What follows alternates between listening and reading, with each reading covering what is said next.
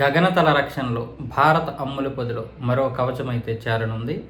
అదేంటంటే రష్యాకు చెందిన అల్మాజ్ యాంటీ సంస్థ అభివృద్ధి చేసిన వోరోనెజ్ రాడార్ వ్యవస్థ అందుబాటులోకి వస్తే శత్రువులు ప్రయోగించే బాలిస్టిక్ క్షిపణులను 8,000 కిలోమీటర్ల దూరం నుంచే గుర్తించే సామర్థ్యం మన సొంతమవుతుంది.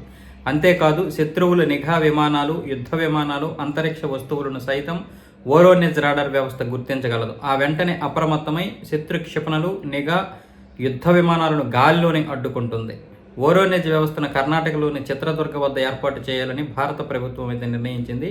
ఇందుకు 34,000 కోట్ల రూపాయలతో అల్మాజ్ యాంటీతో ఒప్పందం కుదుర్చుకోనుంది.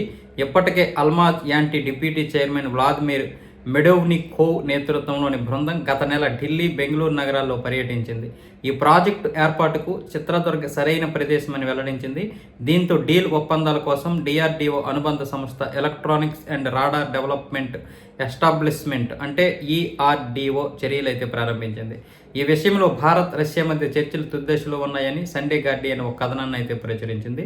ప్రస్తుతం రష్యా రాడార్, క్షిపణి రక్షణ, గగనతల రక్షణ వ్యవస్థను అభివృద్ధి చేసే అతిపెద్ద కంపెనీల్లో అల్మాజ్ యాంటీ ఒకటి కావడం గమనార్హం.